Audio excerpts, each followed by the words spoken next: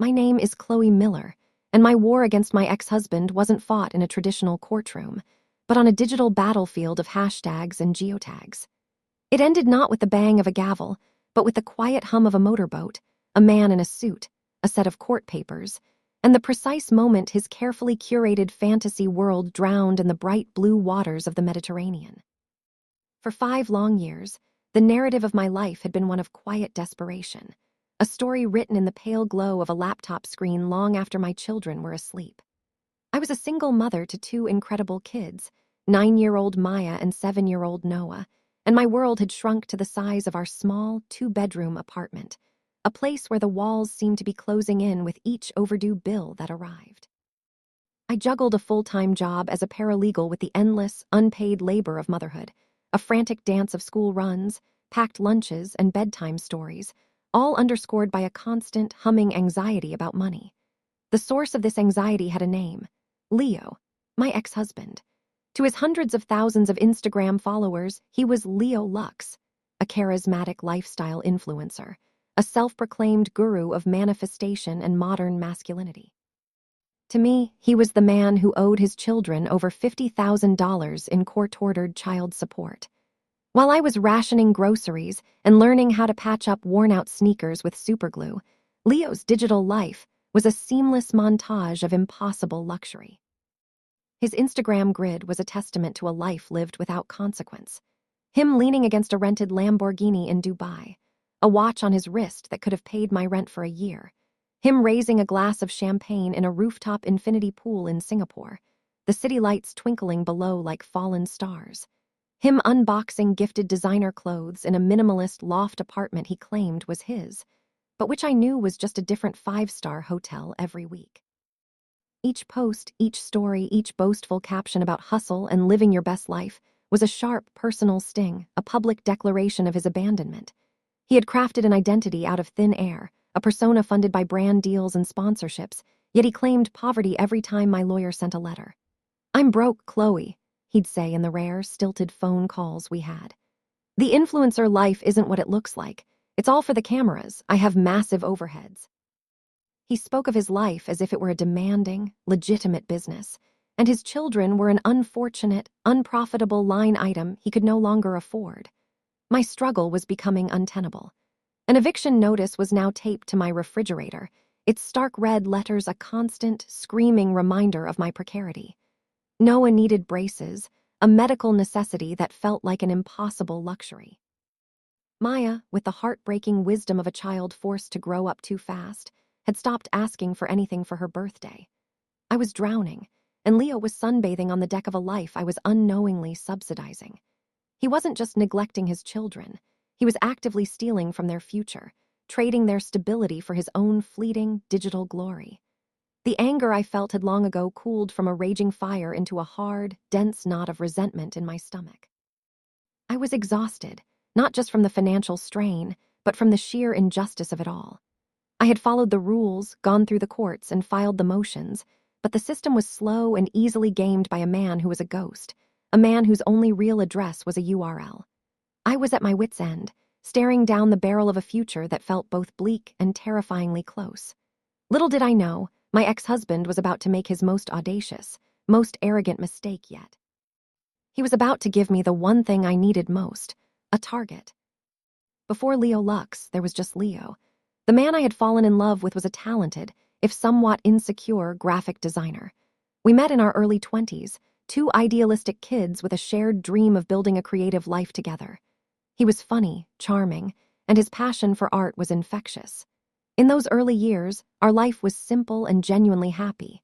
We lived in a small apartment filled with second-hand furniture and big ideas. He would work late into the night on his design projects, his face illuminated by the glow of his monitor, and I would bring him coffee, proud of his dedication and his talent. The shift was subtle at first, a slow poisoning of our reality. It began with the birth of Instagram. Leo, who had always sought validation for his work, found a new, intoxicating source of it online. A like was a quick hit of approval, a follow a measure of his worth. His design work, once his primary passion, became secondary to the art of self-branding. He started taking pictures of his life, or rather, a carefully staged version of it, The coffee he drank had to be from the most photogenic cafe, our weekend. Hikes were no longer for us, but for the perfect scenic backdrop. I tried to be supportive, believing it was a new way for him to market his design business. But the business itself was faltering. He was spending more time editing photos than he was pitching clients. The man I loved was gradually being replaced by his own avatar, a curated collection of moments that bore little resemblance to our actual life. The birth of Maya, and then Noah, should have been an anchor to reality, but for Leo, it only seemed to accelerate his escape into his digital fantasy. He saw our children not as a joyful responsibility, but as props that didn't fit his emerging brand. A crying baby wasn't aspirational. A minivan wasn't luxurious. Our messy, beautiful, chaotic family life was an anchor he was desperate to cut. He started taking networking trips that lasted for weeks, leaving me to handle the kids alone. These trips were, of course, meticulously documented, creating the illusion of a jet-setting creative genius, when in reality, he was sleeping on friends' couches and maxing out our credit cards to maintain the facade. The arguments became explosive. I accused him of abandoning his family for a shallow online fantasy. He accused me of not believing in his dream, of trying to trap him in a boring, suburban life. The chasm between us grew until it was unbridgeable. By the time we divorced, he was already Leo Lux in his own mind. He saw the divorce not as a personal failure, but as a liberation, a shedding of the final weight holding him back from his glorious destiny. The child support agreement was, to him, just another piece of paper, another rule from a world he no longer believed applied to him. Watching his online persona flourish in the years that followed was a unique form of torment. He wasn't just a deadbeat dad, he was a celebrated one. He built his entire brand on a lie, and the world rewarded him for it. His followers, enamored with his fabricated success, would leave fawning comments. "You're such an inspiration. I wish I had your life. Teach me your ways, guru." And with every post, every comment, every new sponsorship deal, the $50,000 debt he owed his own children grew, a silent testament to the vast, gaping void between the man he pretended to be and the man he truly was. This history was a weight I carried every day. It was the backdrop to my struggle, the source of the cold, hard resolve that was now beginning to form in my heart. He had not only left me, he had tried to erase me and our children from his story. He was about to find out that some parts of your past can't be deleted. Leo's Instagram feed was a masterclass in deception, a digital kingdom built on a foundation of rented assets and carefully angled photographs. It was a world where reality was optional. I would scroll through it in the dead of night, a masochistic ritual that fueled both my anger and my determination. I knew his secrets. The Ferrari he posed with in Miami, rented for 2 hours. I knew because I had seen the charge on an old joint credit card statement he'd forgotten to close. The penthouse in New York with sweeping city views. A luxury Airbnb he'd stayed in for one night, using the time to shoot a month's worth of content, changing outfits in the bathroom to create the illusion of a prolonged stay. His life was a series of meticulously crafted vignettes, each one designed to project an image of effortless wealth and success. He specialized in what he called aspirational content. He never just drank coffee. He savored single-origin espresso on a sun-drenched balcony, a sponsored watch artfully displayed on his wrist. He didn't just work out. He practiced biohacking in a state-of-the-art gym, decked out in gifted athletic wear. His captions were a word salad of motivational cliches and faux-deep pronouncements about mindset and manifestation. "Create a life you don't need a vacation from," he'd write, ironically, from a 5-star resort in Bali. "Your vibe attracts your tribe." He'd caption a photo of himself surrounded by other influencers, all of them smiling with a kind of vacant, professional joy. The irony was suffocating. Here was a man preaching about authenticity and creating your own reality, while his own reality was a sham, and the one he had abandoned, the one with his children, was falling apart. The most painful part was the audience. He had over 800,000 followers, a digital congregation that hung on his every word. They were young, impressionable people who saw him as a blueprint for success. They didn't see the mountain of debt, the court orders he ignored, the children whose birthdays he forgot. They only saw the glossy, filtered fantasy he sold them, and they bought it wholesale. I would read the comments, a torrent of praise and adoration. "King," one would say, "you inspire me to hustle harder." another would write. Occasionally, I had toyed with the idea of commenting Meisel. F of dropping a truth bomb into the sea of adulation. Maybe you should try paying your child support, I'd type out, my fingers trembling with rage, only to delete it every time. I knew it would be useless. I would be dismissed as a bitter ex, a hater. His followers were not just fans, they were defenders of the fantasy, and they would turn on me in an instant. His online world was a fortress, and from my humble apartment, I had no way to breach its walls. He had insulated himself from the consequences of his actions, surrounding himself with a digital army that saw him not as a man, but as a brand. He had become untouchable, a phantom living in the cloud, and the court orders, the legal letters, the real-world responsibilities he had were meaningless to the glowing icon on a screen. But I was beginning to understand that the very thing that made him feel untouchable, his obsessive, relentless documentation of his own life, was also his greatest vulnerability. Every post, every story, every tag was a breadcrumb, and I was starving. I was ready to follow that trail wherever it led, even if it was halfway across the world. He believed his digital life was his armor, but I was about to prove that it was a cage of his own making. The post that changed everything appeared on a Tuesday morning. It was a particularly difficult morning. Noah had woken up with a toothache, a dull, throbbing pain that was a prelude to the expensive dental work he so desperately needed. The eviction notice on the fridge seemed to glare at me with a new, more menacing intensity. I was feeling the familiar, crushing weight of it all when I opened Instagram out of a grim, self-punishing habit. And there it was. The first image was a high-definition shot of a pristine, multi-decked yacht, slicing through water so impossibly blue it looked like liquid sapphire. In the foreground, Leo stood at the helm, one hand on the wheel, the other holding a flute of champagne, his face a mask of smug satisfaction. He was wearing white linen trousers and a ridiculously expensive-looking watch, his skin tanned and glowing. The caption was the final twist of the knife. 5 years of grinding, 5 years of vision. People said I was crazy to chase this dream, but I believe you get what you work for. Finally taking a hard-earned week to recharge the batteries with my crew in Ibiza. Stay hungry, dream big. Yacht life manifestation, hustle hard Ibiza. My breath caught in my chest. A week-long yacht party. A hard-earned week. The sheer, unmitigated gall of it was breathtaking. He was celebrating the 5-year anniversary of his grind. The very same 5 years he had contributed absolutely nothing to his children's lives. That $50,000 figure flashed in my mind, stark and infuriating. That single trip, the yacht charter, the fuel, the champagne he was so casually sipping, it all could have paid for Noah's braces, for Maya's art classes, for a security deposit on a new apartment. It could have given his children a single moment of peace, of stability. Instead, he had converted their childhood security into a floating monument to his own ego. Something inside me snapped.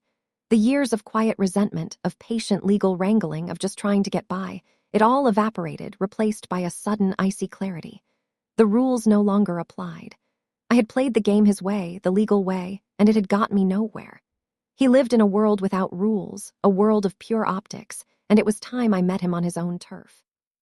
I stared at the image, my eyes scanning every detail, and then I saw it. Just below his username in small, unassuming letters, Ibiza, Spain, the geotag, a digital pin dropped on a map, a precise point of vanity that he had willingly, proudly shared with the world. For the first time, he wasn't just a phantom on the internet. He was in a specific place. He had a physical location. A new series of posts appeared on his story, a video of him and his friends doing shots on the deck. A picture of the yacht's name, emblazoned in gold script on a life preserver. The vacay. Another shot of the coastline, with a popular beach club clearly visible in the background. He wasn't just leaving breadcrumbs, he was leaving a detailed, fully annotated map to his own location. A wild, audacious idea began to form in my mind, a plan so far outside the realm of my normal, rule-abiding life that it felt like a fantasy. The legal system had failed to reach him across the digital divide. But what if I could bridge that divide? What if I could take a tool of the real world, a court order, and deliver it directly into the heart of his fantasy? The anger that had been a cold knot in my stomach began to burn hot, transforming into fuel. The exhaustion I had felt for years was replaced by a surge of adrenaline. I was no longer a victim of his narrative. I was about to become the author of its final chapter. The spark of the idea ignited into a full-blown obsession. For the next few hours, I was no longer a paralegal or a mother. I was a digital forensic investigator. The kitchen table, usually littered with homework and crayon drawings, became my command center. I had my laptop open, my phone next to it, and a pot of coffee brewing that was strong enough to strip paint. The first step was to confirm his location was real and current. Influencers were known to bank content and post it later to create the illusion of perpetual travel. I started by analyzing his friends' accounts. Leo, in his arrogance, had tagged the half-dozen other influencers who were with him on the yacht. I clicked on each of their profiles. It was a gallery of the same boat, the same blue water, the same champagne bottles. But their stories were raw, unedited, and most importantly, posted in real time. One of them, a vapid fitness model named Trey, was live streaming their afternoon, the sounds of the party and the Spanish coastline unmistakable. This was happening right now. My heart began to pound with a mixture of excitement and terror. This was real. The next phase was precision. Ibiza, Spain was a start, but it wasn't enough. A process server couldn't just wander around the island asking for a yacht named the Vacay. I needed an exact location. I went back to Leo's posts and the posts of his friends, saving every photo and video. I became a digital detective, piecing together clues. A shot of the coastline from the yacht's deck showed a distinctive rock formation. I took a screenshot and ran it through a reverse image search. Bingo! It was Is Vedra, a famous landmark off the southwest coast of Ibiza. This narrowed their location down to a specific stretch of water. Another influencer posted a picture of their lunch, tagging a high-end beachside restaurant where the food had clearly been delivered to the yacht by a tender. I looked up the restaurant. They offered a yacht concierge service. I now knew their approximate anchorage point. I started cross-referencing marine traffic apps with the photos of the yacht itself, trying to identify its specific class and charter company. The name Vacay was cheesy and generic, but the details in the high-resolution photos gave me more to work with. The specific type of railing, the layout of the sun deck, the logo on the life preservers. After an hour of painstaking comparison on yacht charter websites, I found it. The Vacay was available for charter out of the Marina Ibiza, and its specs matched perfectly. I had the company, I had the location, I had him. A wave of dizziness washed over me. I had more concrete information on my ex-husband's whereabouts than his own lawyer probably did. The plan no longer felt like a fantasy. It felt possible. It felt imminent. But it also felt terrifying. This was a huge step. It involved international agencies, significant costs, and a level of confrontation I had spent years avoiding. A flicker of doubt entered my mind. Was this too much? Was it too vindictive? I looked away from the screen and my eyes landed on the eviction notice again. Then I thought of Noah's toothache and Maya's quiet resignation. This wasn't about vindictiveness. It wasn't about revenge in its petty sense. This was about justice. It was about taking back the power he had so casually wielded over us. It was about providing for my children, using the only language, the only tools he seemed to understand. My resolve hardened. I was done playing defense. I was done waiting for a broken system to work. I took a deep breath, opened a new browser tab, and typed in the search bar, International Process Server Spain. The game was on. The digital hunt was one thing. Venturing into the real-world logistics of international law was another. I spent the next hour navigating a labyrinth of websites for process-serving agencies, each one promising speed and discretion. Most of them seemed geared towards corporate clients serving papers on slippery CEOs, not single moms trying to track down influencer ex-husbands. Finally, I found a firm with offices in London, New York, and crucially, a network of agents throughout Spain. They were called Veritas Global, and their website had a 24-hour hotline. My hand trembled as I dialed the number, my voice catching in my throat when a crisp, British voice answered on the other end. Veritas Global, Mr. Davies speaking. How may I help you? I explained my situation, trying to sound as professional and composed as possible, even though my heart was hammering against my ribs. I laid out the facts. The court order for contempt, the $50,000 arrears, the ex-husband's current location in Ibiza. I could hear him typing as I spoke. I expected him to be dismissive, to tell me it was a domestic squabble outside his firm's purview. Instead, he was intrigued. This is unusual, Ms. Miller. Mr. Davies said, a hint of professional curiosity in his voice. But not impossible, serving an individual on a private vessel in foreign territorial waters has its complexities, but we have agents in the Balearic Islands. The challenge, of course, is positive identification and access. That was my cue. I can provide you with his exact location, I said, a surge of confidence in my voice. The yacht is named the Vacay, chartered from Marina Ibiza. It is currently anchored off the coast near Calicante with a clear view of Ease Vedra. He is 62, has a tribal tattoo on his left forearm, and is currently live streaming his parties to 800,000 people. I can provide you with his real-time GPS data, courtesy of his own vanity. There was a stunned silence on the other end of the line. Then a low chuckle. Ms. Miller, Mr. Davies said, you have done most of our work for us. This is no longer complex. It is merely a matter of logistics. He then laid out the costs. The base fee for international service was steep. The fact that it involved a naval approach added another layer of expense. And because I needed it done within the next 24 hours before the yacht moved on, there would be a significant rush fee. The final number he quoted was staggering. It was more than 2 months' rent. It was a sum of money I simply did not have. My confidence faltered. I see, I stammered, the hope draining out of me.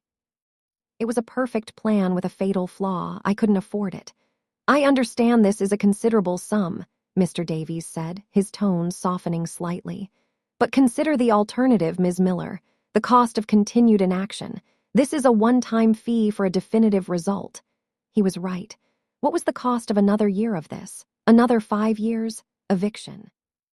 I thought about my emergency credit card, the one I kept hidden in a drawer, the one with a dangerously high limit that I had sworn never to use except for a true life-or-death catastrophe. I looked at the eviction notice. I thought of Noah's pained face that morning. This was a catastrophe. It was a slow-motion disaster that had been unfolding for 5 years. This wasn't just about serving papers. It was about performing emergency surgery on my life. I can do it, I said, the words feeling foreign and reckless in my own mouth. I can pay the fee. When can you have an agent there? With our rush service, Mr. Davies replied, his voice all business again. We can have someone in position by tomorrow morning Ibiza time. We will await your signal to proceed. I gave him the credit card number, my hand shaking so badly I could barely read the digits. The transaction went through. There was no going back. I had just placed the biggest, most terrifying bet of my life. After the call with Mr. Davies ended, a profound and unsettling silence descended upon my apartment. The adrenaline that had been coursing through my veins for hours evaporated, leaving behind a cold, nauseating dread. I had just spent a small fortune, money I didn't have, on a plan that felt like something out of a spy movie. The full weight of my gamble settled upon me. What if it failed? What if Leo spotted the process server's boat and simply told the captain to speed away? What if the agent couldn't get close enough? What if the entire operation was a bust, leaving me with an even bigger mountain of debt and Leo laughing at my pathetic failed attempt at justice? I paced the floor of my small living room, my mind a whirlwind of worst-case scenarios. I felt a surge of guilt so powerful it almost buckled my knees. My emergency credit card was meant for a broken arm, a car breakdown, a true, unavoidable crisis. I had used it for a long-shot, vindictive plot. Was I being responsible? Or was I being reckless, dragged down to Leo's level of impulsivity and grand gestures? Was I any better than him, spending money I didn't have to make a point? The doubt was a corrosive acid, eating away at the resolve I had felt just hours before. I sank onto the couch, burying my face in my hands. The image of my children sleeping peacefully in their room flashed in my mind. I was doing this for them, I told myself. But was I? Or was I doing it for me? For the part of me that was so tired of feeling powerless, that so desperately craved a single, decisive victory after 5 years of slow, grinding defeat. The line between justice for my children and revenge for myself had become blurry, and it scared me. I felt a desperate need for some kind of sign, some confirmation that I was on the right path. I picked up my phone, my thumb hovering over Leo's Instagram profile. I knew I shouldn't look, that it would only feed my anxiety, but I couldn't help myself. He had just posted a new story. It was a short video, filmed by one of his friends. Leo was standing on the yacht's deck, silhouetted against a spectacular Ibiza sunset. He was holding a glass of champagne and speaking to the camera, his voice full of his usual faux inspirational bravado. "You know, a lot of people see this," he said, gesturing to the CHT and the ocean, and they see the result. They don't see the sacrifice. They don't see the hard choices. To get to this level, you have to be willing to cut out anything and anyone that holds you back. You have to be ruthless in pursuit of your vision. Anyone that holds you back. He was talking about us, about his children. In that moment, he wasn't just a deadbeat dad. He was a man philosophizing his own cruelty, packaging his paternal abandonment as a noble sacrifice for his career. All my doubt, all my guilt, all my fear, it vanished, burned away by a white-hot surge of pure, righteous anger. The money I had spent was no longer a reckless gamble. It was an investment. It was the price of holding a mirror up to the face of a man who had completely lost touch with reality. He wanted to be ruthless. I would show him ruthless. I would deliver a consequence so real, so undeniable, that it would shatter the walls of his digital fantasy. I walked to the kitchen, poured myself a glass of water, and with a steady hand, I opened my laptop. It was time to watch and wait. The next 24 hours were the longest of my life. I barely slept, my mind buzzing with a nervous energy that made rest impossible. I sent the kids off to school with a hug that was a little too tight, my mind a million miles away in the Mediterranean. I tried to work, but the legal documents on my screen were just a meaningless jumble of words. My entire focus was narrowed down to two glowing rectangles: my email inbox, waiting for a message from Mr. Davies, and Leo's Instagram feed, my window into the enemy camp. Leo and his crew were, predictably, documenting their every move. The day was a blur of staged, candid photos, videos of them diving off the side of the yacht, and boomerangs of clinking champagne glasses. They were living in a bubble of consequence-free bliss, completely oblivious to the storm that was gathering just over the horizon. Every new post made my stomach twist, but it also provided crucial intelligence. They hadn't moved the yacht. They were still anchored in the same picturesque cove. The party was escalating, a crescendo of hedonism that was being broadcast for the world to see. At around 3 p.m. my time, which was late evening in Ibiza, I received an email. The subject line was a single word: confirmation. My heart leaped into my throat. I clicked it open. The message from Mr. Davies was brief and professional. "Ms. Miller, our agent is in position. We have a visual on the target vessel, the Vacay. The subject, Mr. Leo Davies, has been positively identified on the upper deck. We have a small, unmarked vessel ready for approach. We await your signal to proceed. We would recommend initiating the service during a moment of peak visibility for maximum effect. Please advise." Peak visibility. Maximum effect. He was talking about humiliating him. A part of me recoiled at the cold, calculated nature of it all. But another, larger part of me knew it was necessary. A quiet, discreet service would be dismissed by Leo as a minor annoyance. For this to work, for it to truly break through the armor of his narcissism, it had to be public. Had to be undeniable. It had to happen in his arena in front of his audience. I took a deep breath and opened Instagram one last time. As if on cue, a notification popped up at the top of my screen. Leolux started a live video. My blood ran cold. This was it. This was the moment. He was literally broadcasting his own downfall. I replied to Mr. Davies' email, my fingers flying across the keyboard. "He is live streaming to his followers right now. The party is on the aft deck. Proceed immediately. Execute now." I sent the email and immediately clicked on the live stream. My screen filled with a shaky, chaotic scene. The music was thumping, a generic EDM track that was the soundtrack to Leo's entire life. About 20 people were on deck, dancing and drinking. In the center of it all was Leo, shirtless, wearing a captain's hat at a jaunty angle. He was holding a comically large bottle of champagne, preparing to spray it over the crowd. He was laughing, shouting to his followers, a king in his temporary rented kingdom. "This is how we do it. No fake life here, just pure vibes, pure energy." He yelled over the music, his voice slurring slightly. I watched, my heart pounding in my chest, my breath held tight. I was about to set a match to his entire world, and he was handing me the gasoline. "Go," I whispered to the screen. "Go, go, go." The live stream was a chaotic vortex of sound and color.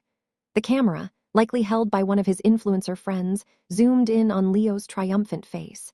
He was a caricature of a man living his best life, all performative joy and hollow boasts. The comments from his followers were scrolling by in a rapid, fawning blur. Living the dream, Leo. GOALS. Wish I was there. I was watching from thousands of miles away, a ghost at his party, my finger hovering over the screen as I took a screen recording of the entire thing. The music pulsed. Leo raised the giant champagne bottle over his head, ready for the climactic spray. And then, in the background of the shot, I saw it.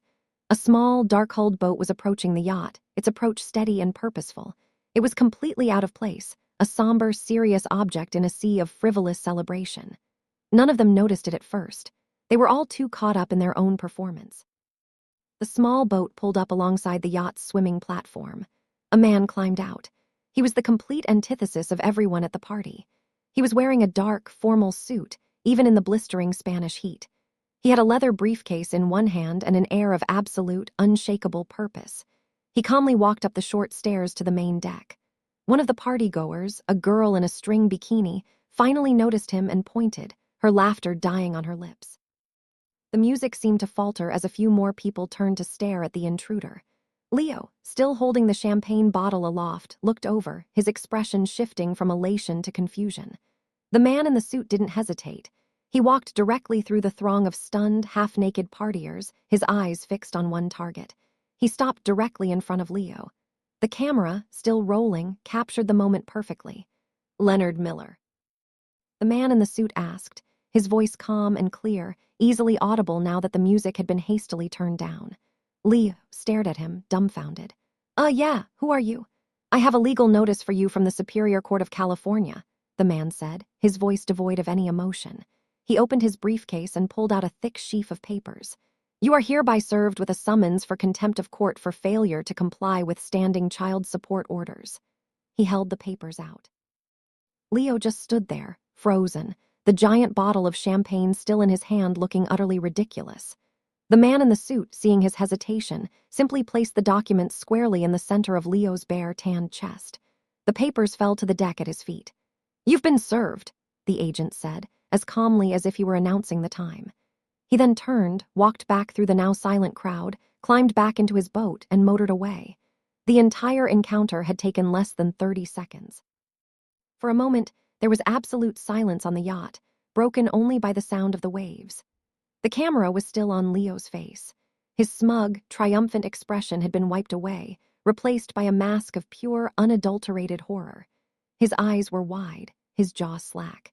He looked from the departing boat to the papers on the deck, and then, slowly, his eyes drifted up to the phone that was still broadcasting his humiliation to thousands of his followers. The live comments section, which had been a stream of praise just a minute before, had exploded into a frenzy of questions and accusations. "Child support. OMG, did he just get served? Busted. Leo Lux is a deadbeat dad." Leo's face turned a shade of pale green. He looked like a deer caught in the headlights of an oncoming train. He fumbled with the phone, his hand shaking, and after a few frantic taps, the live stream abruptly ended. But it was too late. The damage was done. The king had been dethroned in his own court, and I had a front row seat. The moment the live stream cut out, a strange, surreal calm washed over me. I sat back in my chair, the screen recording saved on my desktop, a digital trophy of a war I had just decisively won. My apartment, which had felt like a prison for so long, suddenly felt like a fortress. I had done it. My impossible, crazy plan had actually worked. My phone began to vibrate, a low, insistent buzzing on the kitchen table. It was a text from a mutual acquaintance from my old life with Leo. "Did you just see Leo's live? What the hell was that?" Then another and another. The digital shockwave was already spreading. Within an hour, the clip was everywhere. People had screen recorded it, and it was being reposted on Twitter, on TikTok, on influencer gossip forums. The hashtags LeoLux and Deadbeat Dad were trending.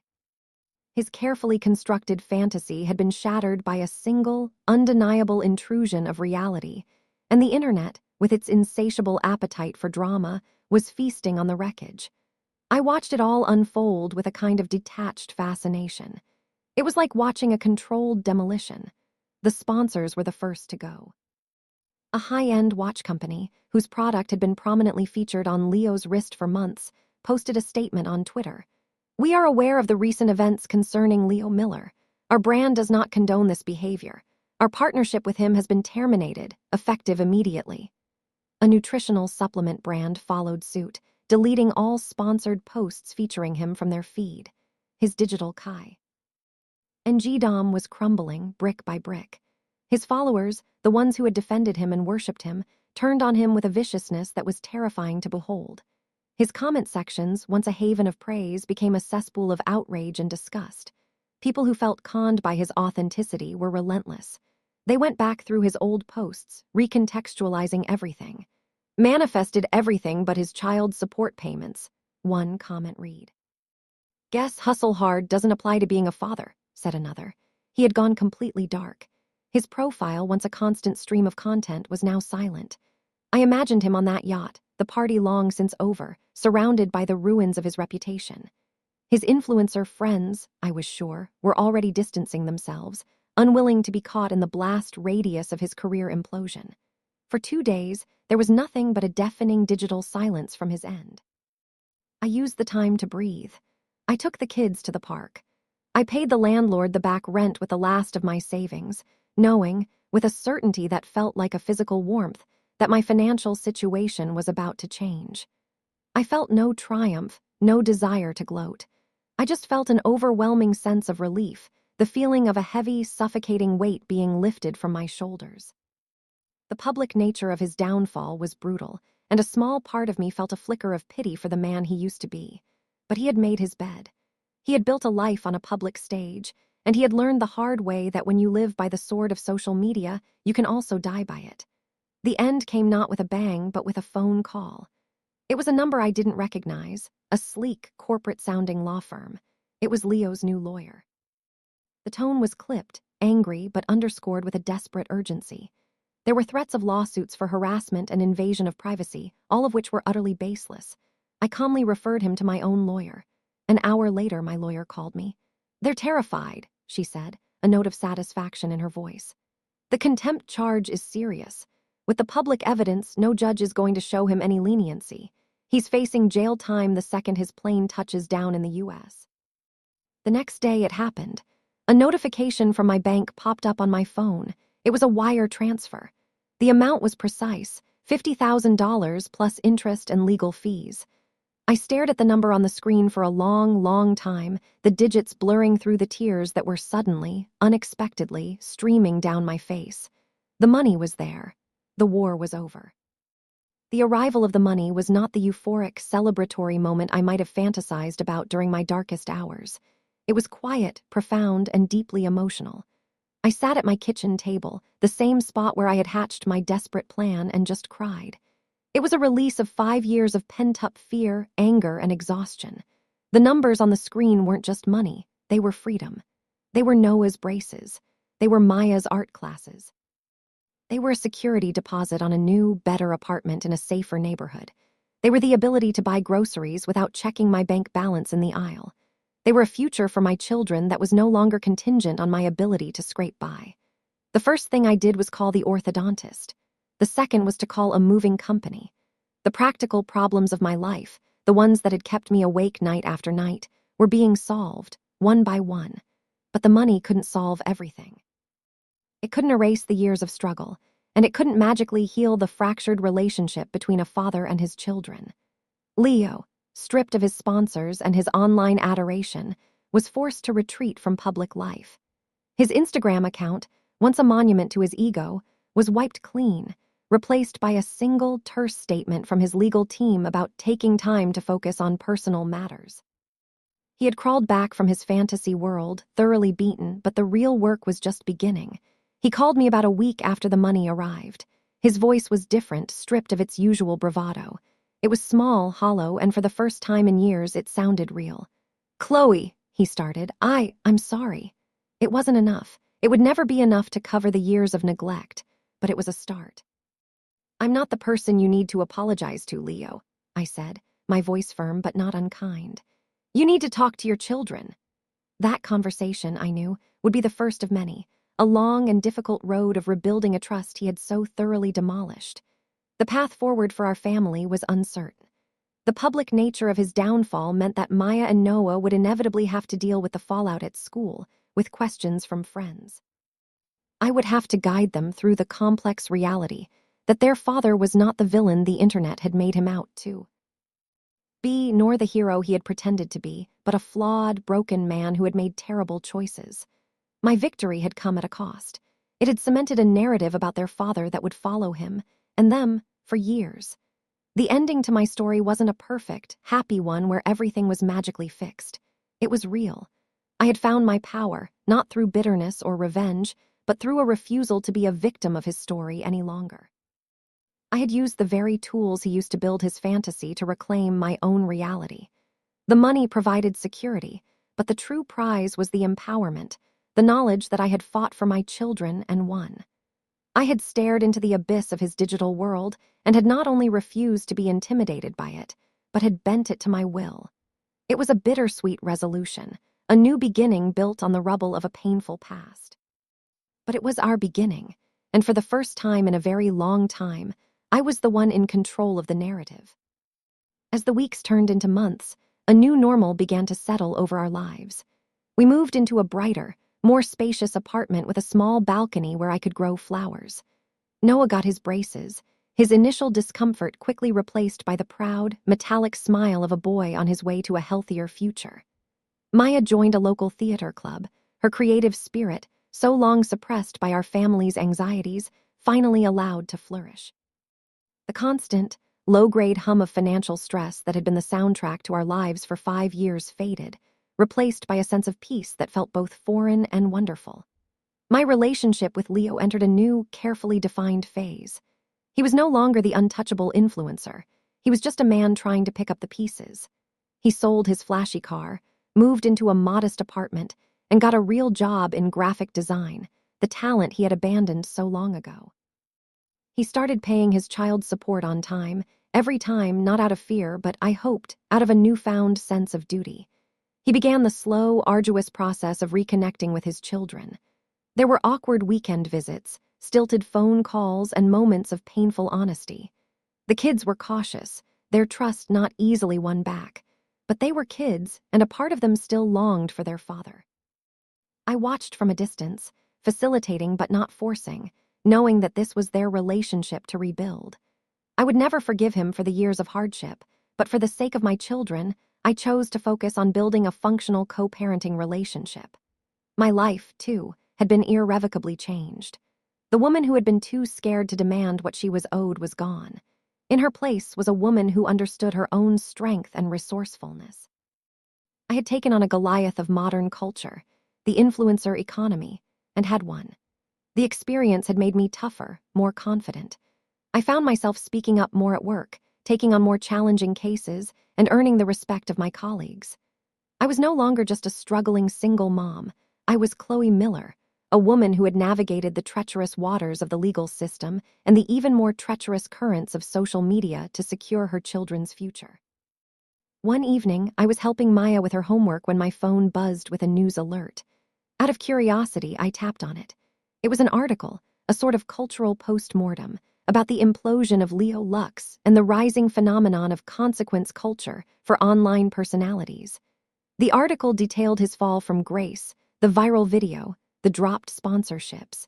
It painted him as a cautionary tale for the digital age. It mentioned, briefly, the resourceful ex-wife who had orchestrated his downfall. Reading it, I felt no sense of pride or victory, only a profound sense of closure. His story was now a public lesson, an anecdote in the ever-churning news cycle. But my story, our story, was private, and it was moving forward. I closed the article and put my phone away. The noise of the outside world, the drama, the hashtags, none of it mattered anymore. All that mattered was the quiet, peaceful reality of my home, the sound of my daughter's pencil scratching on her worksheet, and the knowledge that we were safe, we were stable, and we were finally free. The war was over, and the peace was sweeter than any revenge.